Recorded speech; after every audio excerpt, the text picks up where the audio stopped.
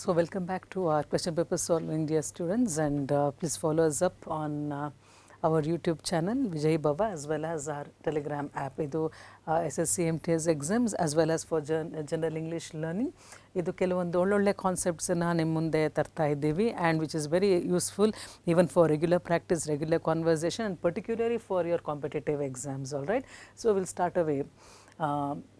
Now the question here, again let me tell you major concepts bandu synonyms, antonyms, fill in the blank with the right option, amele identifying the segment which has got an error, adadmele idioms and phrases irutte, then the passage will be there and maybe sometimes degrees of comparison. Okay, so ishtu now mansal itkondu and there are repeated questions, so let us be alert and understand it.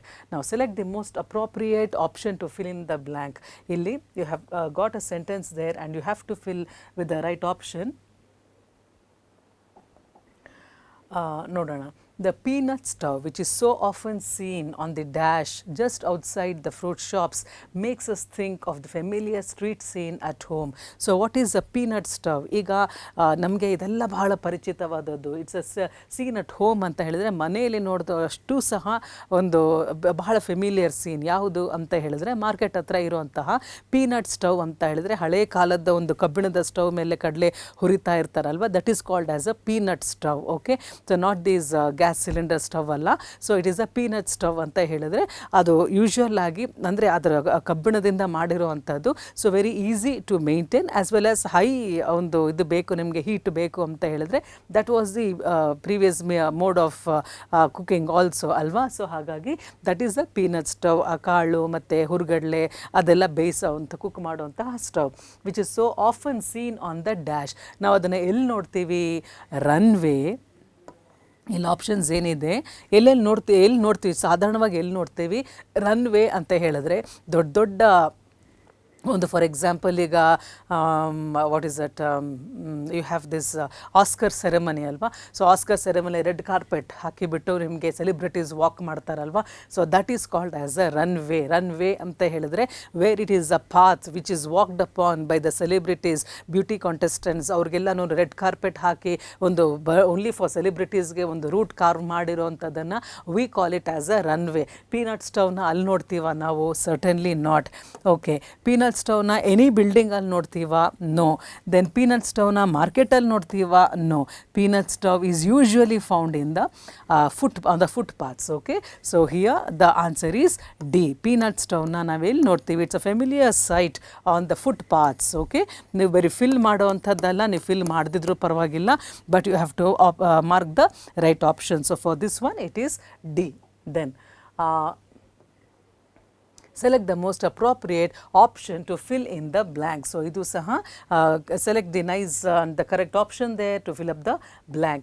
Yesterday I dashed to be on a street with a few modest restaurants anta helidre ninne nanu by chance I just went outside and on a street I found a few modest andre simple agi reasonable agi iruvanತಹ restaurants means the hotels. All right, so illi I happened to be, happened andre by chance ಆಗೋದನ್ನು ಒಂದು I happen to be ಅಂತ ಹೇಳ್ತೀವಿ. I have happen ಬರೋದಿಲ್ಲ because we are talking about yesterday which is past. I have happen ಅನ್ನೋದು present, but even then I have happen ಬರಲ್ಲ, I have happened ಬರಬೇಕಿತ್ತು. So ಇದು ಬರೋದಿಲ್ಲ. ಐ ಆಮ್ ಹ್ಯಾಪನಿಂಗ್ ಅಂದರೆ ನಾನು ಆಗ್ತಿದ್ದೀನಿ ಅಂತ ಅರ್ಥ. ನೋ. ಐ ಹ್ಯಾಪನಿಂಗ್ ಇಲ್ಲ, ಹೆಲ್ಪಿಂಗ್ ವರ್ಬ್ ಇಲ್ಲದೆ this is meaningless. So I happened to be. So ಇಲ್ಲೇನು ಫಿಲ್ ಮಾಡಬೇಕು? I happened to be. ನಾನು ಬೈ ಚಾನ್ಸ್ ಆ ರೋಡಿಗೆ ಹೋದೆ, ಆ ಸ್ಟ್ರೀಟಿಗೆ ಹೋದೆ, where there were a few nice restaurants. So your option is A. Then select the most appropriate meaning of the underlined idiom in the given sentence. So ಇಲ್ಲಿ idiom ಅಂತ ಹೇಳಿದ್ರೆ it is a deeper meaning. You better gird up your loins as we are going to meet my family ಅಂತ ಅಂದ್ರೇನು? ಈಗ ಯುದ್ಧಕ್ಕೆ ತಯಾರಾಗಬೇಕು ಅಂತ ಹೇಳಿದ್ರೆ ಎಲ್ಲ ರೆಡಿ ಆಗಬೇಕು ಅಲ್ವಾ? ಆ ರೀತಿ ಗರ್ಡ್ ಅಪ್ ಅಂತ ಅಂದರೆ to prepare yourself, to make yourself ready mentally physically. Okay, your loins ಅಂತ ಹೇಳಿದ್ರೆ ನಿಮ್ಮ ಎಲ್ಲನೂ ತಯಾರಿಗಳನ್ನ ಕರೆಕ್ಟಾಗಿ ಮಾಡಬೇಕು. ಏನೋ ಒಂದು ಯುದ್ಧಕ್ಕೋ ಅಥವಾ ಏನೋ ಒಂದು ಡಿಫಿಕಲ್ಟ್ ಸಿಚುವೇಶನ್ನ ಫೇಸ್ ಮಾಡೋದಕ್ಕೆ ತಯಾರಿ ಆಗಿ ಅಂತ ಹೇಳಿ ಈಗೆಲ್ಲ ಮಾಡ್ಕೊಡ್ತಾರೆ ಕುಸ್ತಿ ಪೈಲ್ವಾನ್ಸ್ ಎಲ್ಲನೂ. That means they are getting ready for an encounter encounter ಅಥವಾ ಚಾಲೆಂಜ್ ಅನ್ನೋದಕ್ಕೆ you better gird up means prepare yourself your loins ಅಂತ ಹೇಳಿದ್ರೆ ಆ್ಯಕ್ಚುಲ್ ಲಾಯನ್ಸ್ ಅಂದರೆ it is a cloths okay but then ಇಲ್ಲಿ ನಿನ್ನ ಎಲ್ಲನೂ ಸಾಮಗ್ರಿಗಳು ರೆಡಿ ಮಾಡ್ಕೊ ನೀನು as we are going to meet my family ಇಲ್ಲಿ ಅವರ ಫ್ಯಾಮಿಲಿನ ಹೋಗೋದು ಒಂದು ಯುದ್ಧಕ್ಕೆ ಹೋಗೋ ಥರ ಅದು ಅನ್ನಿಸ್ತಿದೆ ಇಲ್ಲಿ so what is the meaning of gird up your loins ಅಂತ ಅಂದರೆ ಟು ಅರ್ನ್ ಮೋರ್ ಮನಿನ no to look smart and charming no to prepare oneself for a difficult situation yes to ask for someone's help no so gird up your loins ಅಂತ ಅಂದರೆ to get ready to face a very difficult situation so your answer is C that is the idiomatic meaning. Then select the most appropriate option to fill in the blank. 3 hours should be dash to finish the work. ಅಂದರೆ 3 hours ಇದೆ so ಈ ಕೆಲಸವನ್ನು ಮುಗಿಸೋದಕ್ಕೆ it should be right okay it should be enough ಅಂತ ಅರ್ಥ ಇಲ್ಲಿ so it should be enough ಅನ್ನೋದಕ್ಕೆ ಯಾವ ಮೀನಿಂಗ್ ಕರೆಕ್ಟ್ ಆಗುತ್ತೆ ಮೆಜೆಸ್ಟಿಕ್ ಅಂದರೆ something which is grand okay something which is royal that is called as majestic voluminous okay voluminous ಅಂತ ಅಂದರೆ something which is very big voluminous ಅಂತಂದರೆ ದೊಡ್ಡ volume ದೊಡ್ಡ ಒಂದು ಗಾತ್ರದಲ್ಲಿ ಇರುವಂಥದ್ದು ವೊಲ್ಯೂಮಿನಸ್ ಸಫಿಷಿಯಂಟ್ ಅಂತ ಹೇಳಿದ್ರೆ ಎನಫ್ ಅಂತ ಹೇಳಿ ದೆನ್ ಗ್ರ್ಯಾಂಡ್ ಅಂತ ಅಂದರೆ ಸೇಮ್ ಆ್ಯಸ್ ಮೆಜೆಸ್ಟಿಕ್ ಸೊ ಇಲ್ಲಿ 3 ಗಂಟೆ ಕಾಲ ಈ ಕೆಲಸವನ್ನು ಮುಗಿಸೋದಕ್ಕೆ ಸಾಕು 3 hours should be sufficient to finish the work sufficient ಅಂದರೆ ಎನಫ್ ಅಂತ ಇದೆ so not majestic not voluminous not grand but sufficient all right should be enough to finish this work so C is your option then select the most appropriate option to fill in the blanks so a repeated thing of filling the blanks here now I walked out dash I wanted to breathe some fresh air ನಾನು ಹೊರಗಡೆ ಹೋದೆ ಯಾಕೆಂದರೆ ನನಗೆ ಸ್ವಲ್ಪ fresh ಗಾಳಿ ಬೇಕಿತ್ತು ಯಾಕಂದರೆ ನಾನು ಹೊರಗೆ ಹೋದೆ I walked out why dash I wanted to breathe ಯಾಕಂದರೆ ಬಟ್ ಅಂತ ಹೇಳಿದ್ರೆ ಏನು ಆದರೆ ಅಂತ ಹೇಳಿದ್ರೆ ನಾನು ಹೊರಗಡೆ ಹೋದೆ ಆದರೆ ಅನ್ನೋದು ಬರೋದಿಲ್ಲ ಆದರೆ is always a contrast but ಅನ್ನೋದು ಯಾವಾಗಲೂ contrast okay I wanted food but ಅಂತ ಹೇಳಿದ್ರೆ ಅಲ್ಲಿ ಊಟ ಇರಲಿಲ್ಲ ಅಂತ ಅರ್ಥ ಸೊ ಬಟ್ ಬರೋದಿಲ್ಲ ದಟ್ ಅಂತ ಹೇಳಿದರೆ ಅದು ಅಂತ ಹೇಳಿ ಅದೂ ಬರೋದಿಲ್ಲ ನಾನು ಹೊರಗಡೆ ಹೋಗಬೇಕಿತ್ತು ಯಾಕಂದರೆ because I wanted to breathe fresh air then yet ಅಂತ ಅಂದರೆ ಆದರೂ ಸೊ ಆದರೂ ಸಹ ಬರೋದಿಲ್ಲ so because is your right option I wanted to breathe some fresh air. Then select the option that will improve the underlined part of the given sentence. In case no improvement is needed, select no improvement required. So common question. He knows how bad I wanted the job.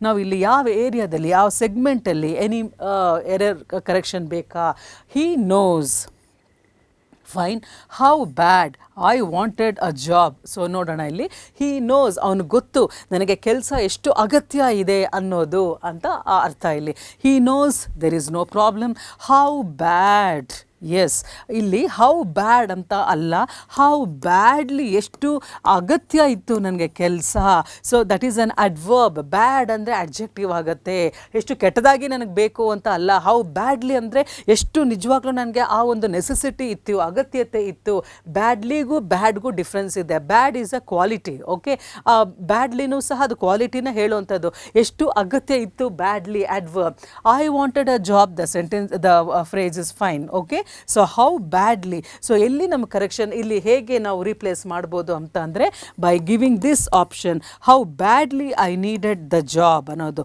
What ಬ್ಯಾಡ್ ಬರೋದಿಲ್ಲ no improvement ಇಲ್ಲ ಯಾಕೆಂದರೆ improvement ಬೇಕು badly how definitely not so ಇಲ್ಲಿ change ಆಗಬೇಕಾಗಿರೋದು ಏನು ಹಾಕಬೇಕು ಇಲ್ಲಿ how badly he knows how badly I wanted a job ನನಗೆ ಎಷ್ಟು ಕೆಟ್ಟದಾಗಿ ನನಗೆ ಅಂದರೆ ಅಷ್ಟು ಅಗತ್ಯದಿಂದ ನನಗೆ ಆ ಕೆಲಸ ಬೇಕಿತ್ತು ಅಂತ parts of the following sentence have been given as options then one of these contains an error select the part that contains the error from the given options so now illi eno mistake idiya nodana the thin wire that giving off light is called the filament antandre the thin wire ಒಂದು bulb ಅಲ್ಲಿ ಆ thin wire ಎಳೆಯಷ್ಟು ಇರುವಂಥ wire ಯಾವುದು it gives of light ಅಂತಂದರೆ ಬೆಳಕನ್ನು ಕೊಡುತ್ತೋ ಅದನ್ನು ನಾವು filament ಅಂತ ಕರಿತೇವೆ ಸೊ ಇದು ಯೂಶ್ವಲ್ ಆಗಿ ಯಾವುದೇ ಬಲ್ಬಲ್ಲಿ ಫಿಲಮೆಂಟ್ ಇರುತ್ತೆ ಅದರ ಕೆಲಸ ಏನು ಟು ಗಿವ್ ಆಫ್ ಲೈಟ್ ನಾವು ದ ಥಿನ್ ವೈರ್ ಇಲ್ಲಿ ಮಿಸ್ಟೇಕ್ ಇದೆಯಾ no that giving off light okay, ಇಲ್ಲೇನು that giving off light sentence formation is not correct. So ಇಲ್ಲಿ ಯಾವಾಗಲೂ ಸಹ ಅಷ್ಟೇ, ಇವಾಗ ಅವಾಗ ಅಂತಲ್ಲ, ದಟ್ ಗಿವ್ಸ್ ಆಫ್ ಲೈಟ್ ಅಂತ ಅಂದ್ರೆ any filament, any time the thin wire in an electric bulb is called as the filament that gives off, that is the correct one. So ಈ ಏರಿಯಾದಲ್ಲಿ ಮಿಸ್ಟೇಕ್ ಇದೆ ಅಂದರೆ ದ್ಯಾಟ್ ಗಿವಿಂಗ್ ಆಫ್, ದ ಫಿಲಮೆಂಟಲ್ಲಿ mistake ಇಲ್ಲ, the thin air ವೈರಲ್ಲಿ mistake ಇಲ್ಲ, light is called mistake ಇಲ್ಲ. Mistake ಇರೋದು ಎ ಅಲ್ಲಿ, ಅಂದರೆ ಇಲ್ಲಿ ಈ ಭಾಗ ಬೇರೆ ಇರ್ಬೋದು, but in the option that giving off is wrong, that gives off ಅಂತ ಆಗಿರಬೇಕು. So mistake is there. So A is your answer. Okay, so where there is a mistake, then select the most appropriate synonym of the underlined word in the given sentence. So synonym anta helidre equal meaning, correct meaning, all right. So illi underlined word is encourage. Many celebrities, ee question repeat agide 2-3 sarti. Many ಅದೇ ಇದೇ ಬರುತ್ತೆ ಅಂತ ಅಲ್ಲ, don't just go by that. Many celebrities encourage young children to aspire for greatness. ಅಂದರೆ ಸುಮಾರು celebrities ಅಂದರೆ ದೊಡ್ಡ ದೊಡ್ಡ ಅಚೀವರ್ಸ್ ಎಲ್ಲ, ಅಥವಾ ದೊಡ್ಡ ಹೆಸರನ್ನು ಗಳಿಸ್ಕೊಂಡಿರೋರೆಲ್ಲ ಅವ್ರ ಮಕ್ಕಳನ್ನು ಸಹ ಒಂದು ಒಳ್ಳೆ ದೊಡ್ಡ ವ್ಯಕ್ತಿಗಳಾಗಬೇಕು ಅಂತ ಹೇಳಿ ಮೋಟಿವೇಟ್ ಮಾಡ್ತಾರೆ, ಎನ್ಕರೇಜ್ ಮಾಡ್ತಾರೆ, ಸಪೋರ್ಟ್ ಮಾಡ್ತಾರೆ. ಸೊ ಅಲ್ಲಿ ಎನ್ಕರೇಜ್ಗೆ ಯಾವ ಮೀನಿಂಗ್ ಕರೆಕ್ಟ್ ಇರುತ್ತೆ? ಸೊ ಡಾಂಟ್ ಅಂತ ಹೇಳಿದ್ರೆ ಸಮಥಿಂಗ್ ವಿಚ್ ಕ್ರಿಯೇಟ್ಸ್ ಫಿಯರ್, ಅಂದರೆ ಇನ್ನೊಬ್ಬರಿಗೆ ಹೆದರಿಕೆ ಹುಟ್ಟಿಸೋ ಅಂಥದ್ದನ್ನು ಡಾಂಟಿಂಗ್ ಅಂತ ಹೇಳ್ತೀವಿ. ಸೊ ಇದು ಹೆದರಿಕೆ ಹುಟ್ಟಿಸೋ ಅಂಥದ್ದು ಏನಿಲ್ಲ ಅಲ್ಲಿ. ದೆನ್ ಸ್ಟಿಮ್ಯುಲೇಟ್ ಅಂತ ಹೇಳಿದ್ರೆ to motivate, to inspire, that meaning. Okay, ಇಲ್ಲಿ ಇನ್ಸ್ಪೈರ್ ಅಥವಾ ಮೋಟಿವೇಟ್. ಅಂಡರ್ಮೈನ್ ಅಂತ ಹೇಳಿದ್ರೆ ಒಂದು ಸ್ವಲ್ಪ ಡಿಗ್ರೇಡ್ ಮಾಡೋವಂಥದ್ದು. So to degrade is called as undermining. Abate ಅಂತ ಅಂದರೆ to reduce is called as abate. So ಇಲ್ಲಿ ಯಾವುದು ಸೂಟ್ ಆಗುತ್ತೆ? ಎನ್ಕರೇಜ್ ಅಂತ ಹೇಳಿದ್ರೆ stimulate. So B is your right option. The meaning of encourage means to stimulate, all right.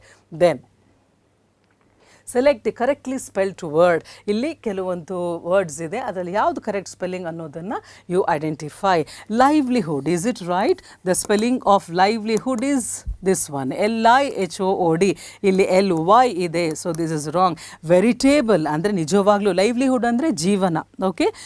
ವೆರಿಟೇಬಲ್ ಅಂದರೆ truths ಅಂತ ಹೇಳಿ, ಬಟ್ ಇಲ್ಲಿ ಸ್ಪೆಲ್ಲಿಂಗ್ ಆಗಬೇಕಾಗಿದ್ದು VERITABLE, ಬಟ್ ಇಲ್ಲಿ ಡಬಲ್ T ಇದೆ, ಸೊ ಇದು ಸಹ ರಾಂಗ್. ಪರ್ಪಸ್ಫುಲಿ, ಬೇಕಾಗಿ ಅಂತ ಹೇಳಿ, ಸೊ ಪರ್ಪಸ್ಫುಲಿ ಅಂತ ಹೇಳಿದರೆ ಇಟ್ ಈಸ್ PURPOSE, ಇಲ್ಲಿ ಇ ಇಲ್ಲ, so this is also wrong. Penetrate ಅಂತ ಹೇಳಿದರೆ to go deep, so this is the right spelling, all right. So which is the right spelling? D is your right spelling, okay. Penetrate spelling is correct there. Then select the most appropriate synonym of the given word. Again meaning ಕೇಳ್ತಾ ಇರೋವಂಥದ್ದು, ಇದು repeated ಕ್ವೆಶ್ಚನ್ನೇ. Emphatic ಅಂತ ಹೇಳಿದ್ರೆ something which is strong, forceful, ಬಹಳ ಬಲಿಷ್ಠವಾಗಿರೋದು, ಒತ್ತಿ ಹೇಳುವಂಥದ್ದು.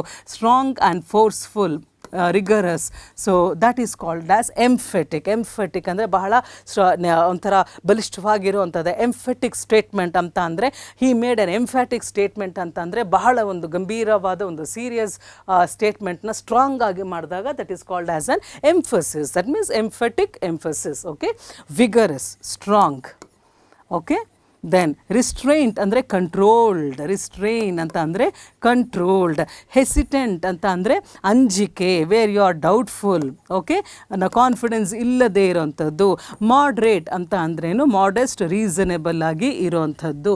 ನಾವು emphatic ಅನ್ನೋದಕ್ಕೆ which is the right synonym here, A is the right synonym. Vigorous means emphatic.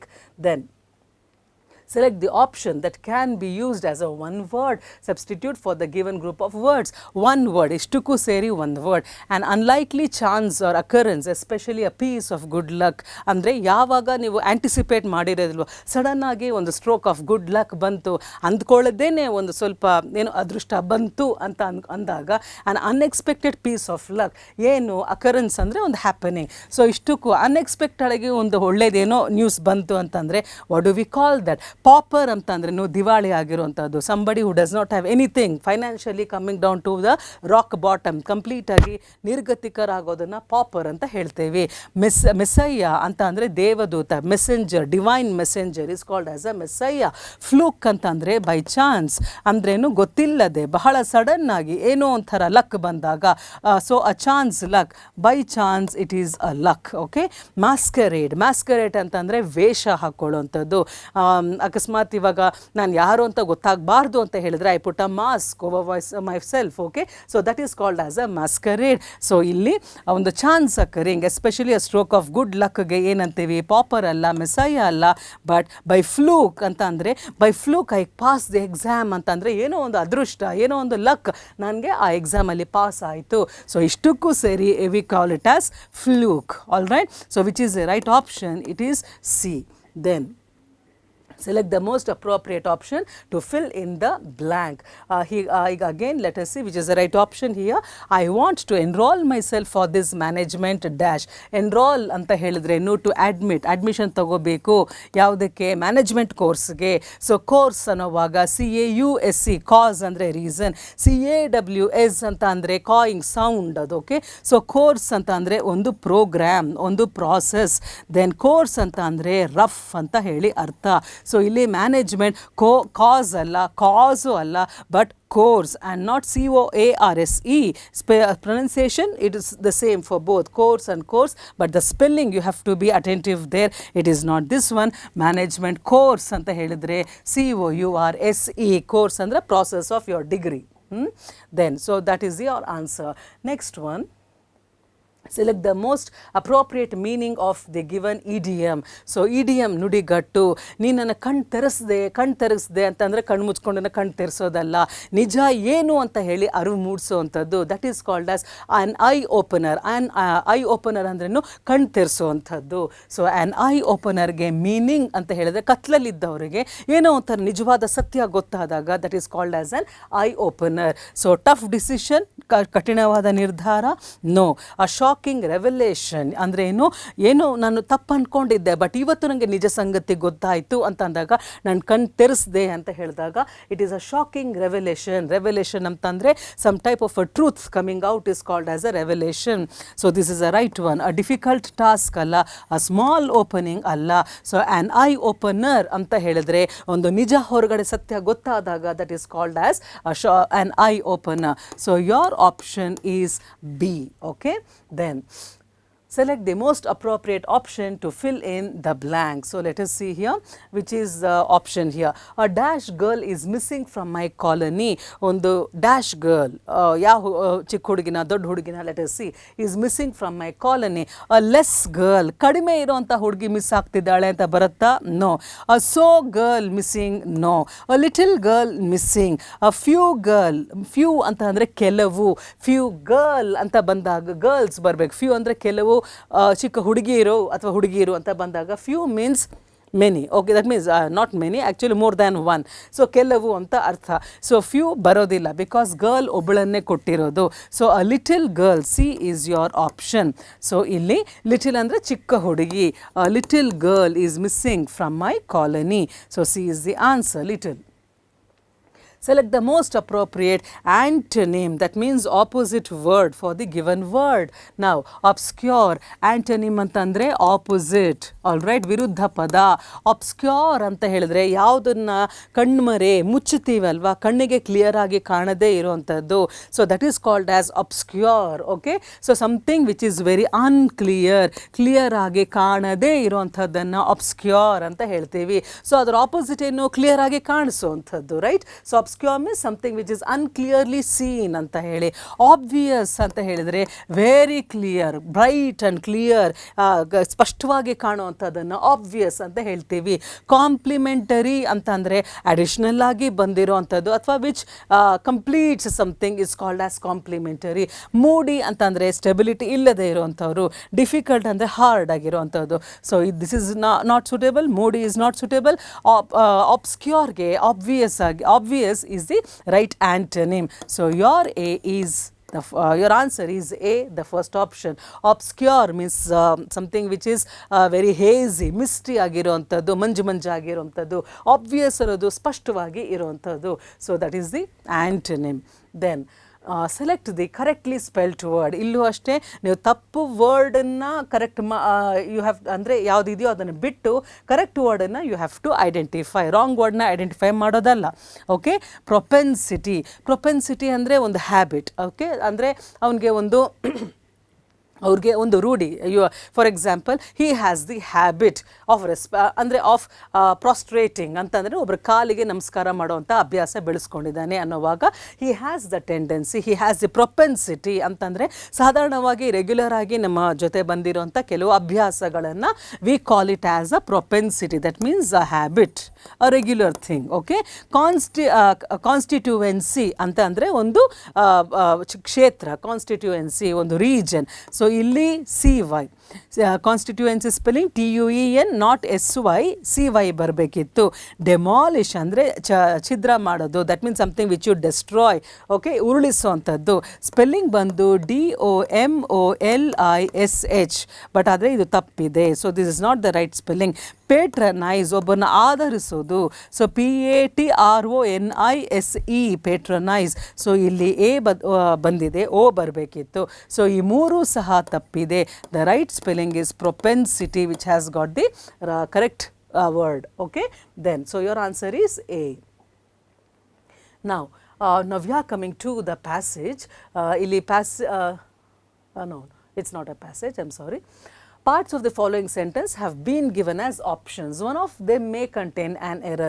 So ಇಲ್ಲಿ ಒಂದು sentence is, it's a big sentence and you have been divided, you have got the sentence divided into several parts. ಒಂದು part ಅಥವಾ ಎಲ್ಲೋ error ಇರಬಹುದು, ಇಲ್ಲದೆ ಇರಬಹುದು. Let us see. Select the part that contains the error from the given options. If you don't find any error, mark no error as your answer. Now statement ಏನು? I initially thought of including both the mother and the child, but the woman was reluctant to have their pictures take. ಅಂತಂದರೆ ನಾನು ಅಂದ್ಕೊಂಡೆ ಆ ಹೆಂಗಸ್ದು ಮತ್ತು ಅವ್ರ ಮಗಳದು ಇಬ್ಬರದು photo ತಗೊಳ್ಳೋಣ ಅಂತ. ಬಟ್ ದ ವುಮನ್, ಆ ಹೆಂಗಸು, ಶಿ ವಾಸ್ ರಿಲಕ್ಟೆಂಟ್ ಅಂದರೆ ಹೆಸಿಟೆಂಟ್, ಒಪ್ಪಲಿಲ್ಲ ಅವರ ಪಿಕ್ಚರ್ಸ್ ತಗೊಳ್ಳೋಕ್ಕೆ ಅಂತ ಹೇಳಿ. I initially thought of including both the mother and the child, but the woman was reluctant to have their pictures take ಅಂತ ಹೇಳಿದಾಗ ಟೇಕನ್ ಬರಬೇಕು. ಯಾಕೆಂದರೆ ಆ ಇನಿಷಿಯಲಿ ಥಾಟ್ ಅಂತ ಇರೋದು ಪಾಸ್ಟ್ ಟೆನ್ಸಲ್ಲಿ ಇದೆ.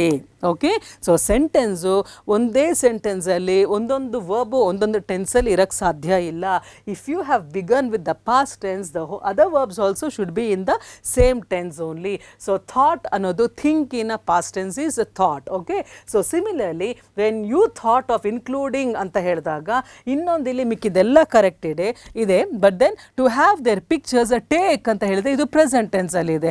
So take in a participle form is taken. Okay, so ಅಲ್ಲಿ ಹಾಗಾಗಿ ಐ ಇನಿಷಿಯಲಿ ಥಾಟ್ ಅಂತ ಹೇಳಿದಾಗ to have their pictures taken, ಇಲ್ಲಿ ವಾಯ್ಸು ಸ್ವಲ್ಪ ಚೇಂಜ್ ಬರುತ್ತೆ.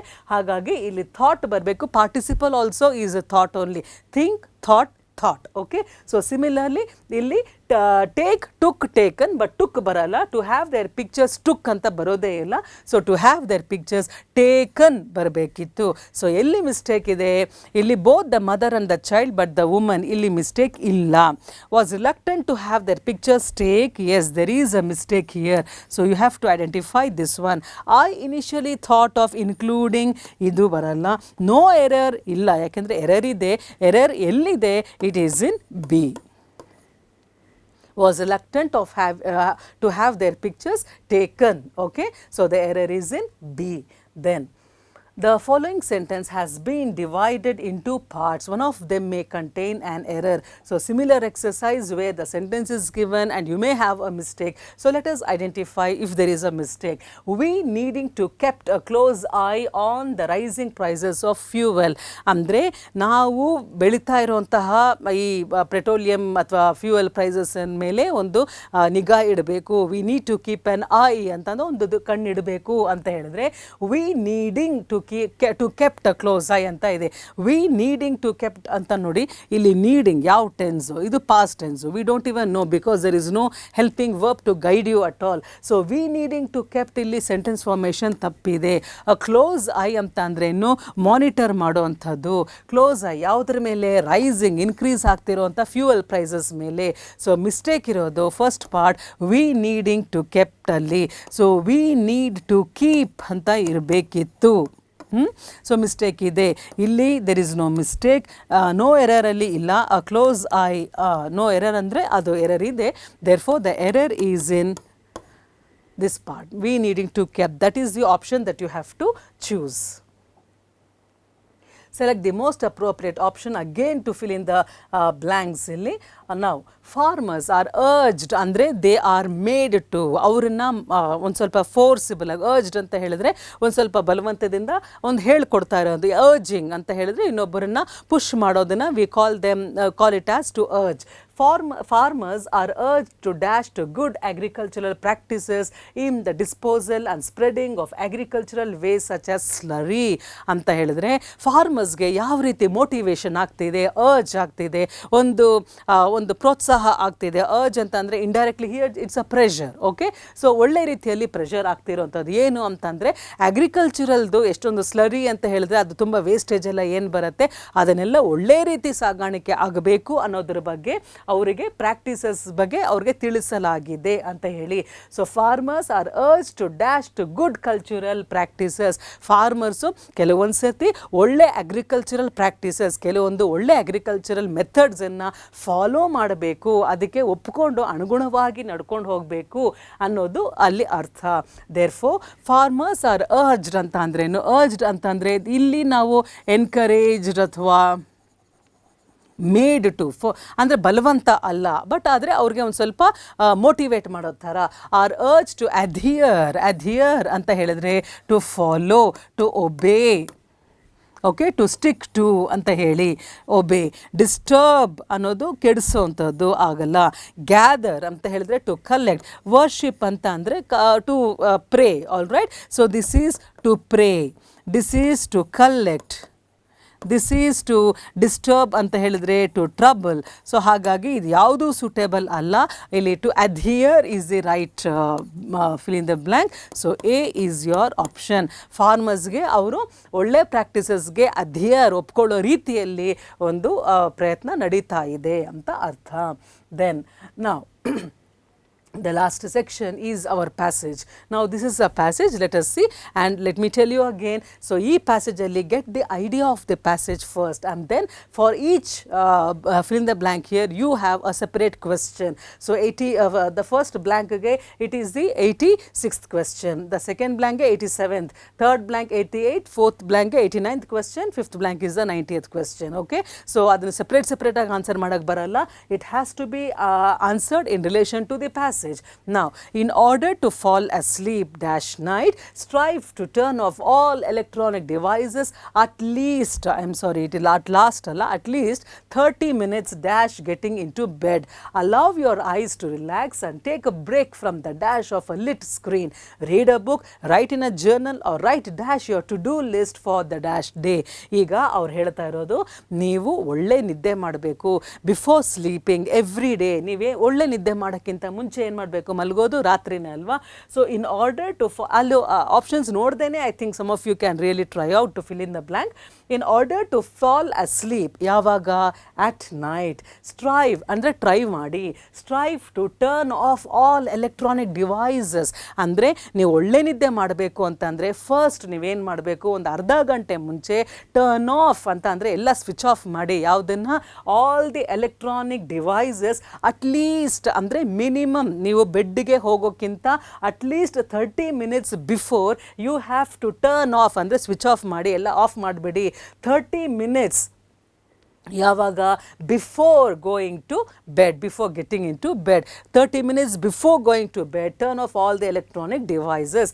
ಅಲೌವ್ ಯುವರ್ ಐಸ್ ಟು ರಿಲ್ಯಾಕ್ಸ್. ಮಲಗೋಕ್ಕಿಂತ ಮುಂಚೆ ಒಂದು ಅರ್ಧ ಗಂಟೆ ಮುಂಚೆ ಕಣ್ಣಿಗೆ ಒಂದು ಸ್ವಲ್ಪ ರಿಲ್ಯಾಕ್ಸ್ ಮಾಡಿಸಿ. ಸ್ಟ್ರೈನ್ ಆಗಿರುತ್ತೆ ಅಲ್ವಾ, ಸೊ ಏನೋ ನೋಡ್ತಾ ನೋಡ್ತಾ ಮಲಗಬಾರ್ದು, ನಿದ್ದೆ ಹಾಳಾಗತ್ತೆ. That is a wrong practice. So allow your eyes to relax and take a break from the dash of a lit screen. ಅಂತ ಅಂದರೆ ಒಂದು ಲಿಟ್ ಸ್ಕ್ರೀನ್ ಅಂತಂದರೆ ಟಿ ವಿ ಮೊಬೈಲೋ ಯೋ gadget whatever it is, ಬೆಳಕು ಬಂದಿರೋಂಥ ಸ್ಕ್ರೀನನ್ನು lit screen ಅಂತ ಹೇಳ್ತೀವಿ. So take a break from the force ಅಥವಾ ಆ ಒಂದು ಪ್ರೆಷರ್ ಏನಿದೆ ಅದರಿಂದ ಹೊರಗಡೆ ಬನ್ನಿ. ಅದಕ್ಕೆ ಬದಲಾಗಿ for the next few minutes ಏನು ಮಾಡಬೇಕು, ರೀಡ್ ಅ ಬುಕ್. ಒಂದು ಸ್ವಲ್ಪ ಏನಾದರೂ ಓದಿ, ಅಥವಾ ರೈಟ್ ಇನ್ ಅ ಜರ್ನಲ್ ಅಥವಾ ಒಂದು ಡೈರಿ ಬರೀರಿ, or write dash your to do list. ಅಂತ ಅಂದ್ರೇನು, ಒಂದು ನಾಳೆ ಏನು ಮಾಡಬೇಕು ಅನ್ನೋ ಒಂದು ಪಟ್ಟಿನಾದರೂ ಬರೀರಿ. So write dash your to do list, write down ಅಥವಾ ರೈಟ್ ಏನಾದರೂ ಒಂದು ಮಾಡಿ ಅಂತ ಹೇಳಿ. ಫಾರ್ ದ ಡ್ಯಾಶ್ ಡೇ ಅಂದರೆ ಬರೋ ದಿನಕ್ಕೆ, ನೆಕ್ಸ್ಟ್ ಡೇಗೆ ಏನೇನು ಮಾಡಬೇಕು ಅದೆಲ್ಲ. See even without looking into the options we are able to fill it up. ನಾವು let us see the options. In order to fall asleep, ನಾವು ನೋಡೋಣ. Asleep, what is the option? In order to fall asleep, yavaga in night, into night, at night, to night, it is at night. In order to fall asleep at night, strive to turn off all electronic devices at least 30 minutes dash getting into bed. yavaga at least 30 minutes. Former anta helidre he andre what you call maji, yes maji, okay. Farmer ಅಂತ ಹೇಳಿದ್ರೆ ಮಾಜಿ ಅಂತ, so ಅದು ಬರೋದಿಲ್ಲ. Before ಅಂತ ಹೇಳಿದ್ರೆ ಮುಂಚಿತವಾಗಿ, as 30 minutes before getting in to the bed. ನೀವು ಮಲಗೋಕ್ಕಿಂತ, ಹಾಸಿಗೆ ಸೇರೋಕ್ಕಿಂತ ಅರ್ಧ ಗಂಟೆ ಮುಂಚಿತವಾಗಿ, before.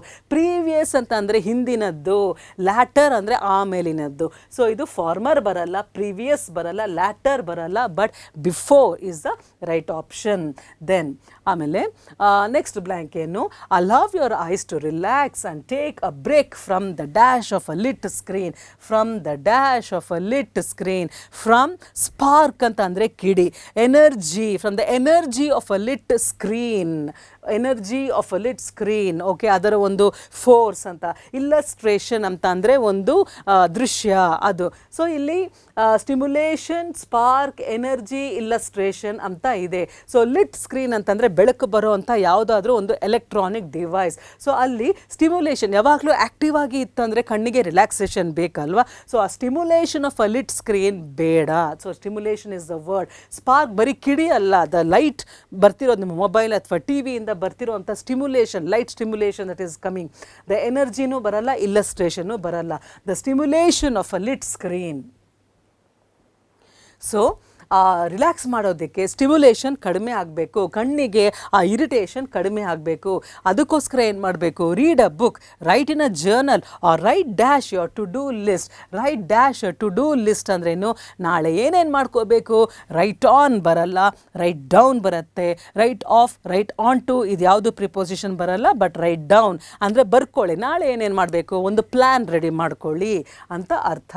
So therefore going to the passage, read a book, or write in a journal, or write down your to-do list. To-do list andre tomorrow's plan, okay, for the day.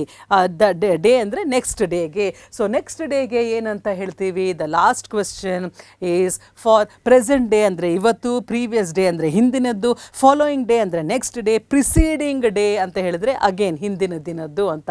ಇಲ್ಲಿ ಯಾವ option correct, next day ಅಂತ ಹೇಳಿದ್ರೆ following day. ಮಾರನೇ ದಿನಕ್ಕೆ ನಾವು ಏನೇನು ತಯಾರಿ ಮಾಡ್ಕೊಳ್ಬೇಕು ಅನ್ನೋದನ್ನು ನೋಡೋಣ ಅಂತ ಹೇಳಿ. Now let us fill in the blank and see if our answers are correct. So now answering this one. In order to fall asleep at night, strive to turn off all electronic devices at least 30 minutes before getting into bed. Bed gokinta 30 minutes before. Allow your eyes to relax and take a break from the stimulation of a lit screen. ಬೆಳಕು ಬಂದಿದ್ರು ಯಾವುದೇ object ಇದ್ರೂ ಅದನ್ನು of ಮಾಡಿ. Read a book, write in a journal, or write down, ಬರ್ಕೊಳ್ಳಿ. In a to-do list, ನಾಳೆ ಏನೇನು ಮಾಡಬೇಕು ಅನ್ನೋ plan. For the following day ಅಂದ್ರೇನು, ಮಾರನೆಯ ದಿನಕ್ಕೆ. ಇದು ಫಿಲ್ ಇನ್ ದಿ ಬ್ಲ್ಯಾಂಕ್ ಮಾಡಿ ಬಿಟ್ಬಿಟ್ರೆ ನಿಮ್ಗೆ ಮಾರ್ಕ್ಸ್ ಬರೋದಿಲ್ಲ. ಇನ್ಸ್ಟೆಡ್ ನೀವೇನು ಮಾಡಬೇಕು ಅಂತ ಹೇಳಿದ್ರೆ what you have to do is to mark the correct option here. ಇಲ್ಲಿ before going to bed, in night alla, into night alla, at night is the correct answer. So mark C. Okay, then for the next one illi yes yavaga that means before going to bed, former barodilla, before going to bed, previous alla, latter alla, it is B, before going to bed at night. So ಮಲಗಕ್ಕಿಂತ ಮುಂಚೆ. Then the third option ಯಾವುದು, ಆ electronic devices ಎಲ್ಲ lit screen ಬರ್ತಾ ಇದೆ ಅಲ್ವಾ, ಬೆಳಕು ಬರ್ತಾ ಇದೆ, ಆ ಸ್ಟಿಮ್ಯುಲೇಷನಿಂದ ಹೊರಗೆ ಬರಬೇಕು. So this is the option. Spark ಅಲ್ಲ, ಎನರ್ಜಿ ಅಲ್ಲ, ಇಲ್ಲಸ್ಟ್ರೇಷನ್ ಅಲ್ಲ.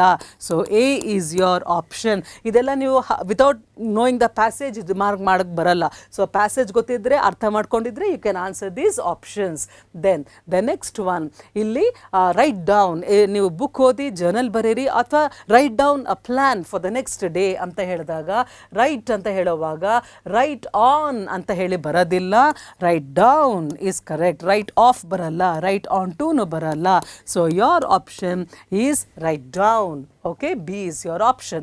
Then the last one ಅಲ್ಲಿ for the next day. So next day ಗೆ other ಇನ್ನೊಂದು way of telling it, present ಅಂತ ಹೇಳಿದ್ರೆ today and now ಅಂತ ಹೇಳಿ, previous ಅಂತ ಅಂದರೆ the day before, ನಿನ್ನೆ. ಓಕೆ, ಫಾಲೋಯಿಂಗ್ ಅಂತ ಹೇಳಿದ್ರೆ the next day,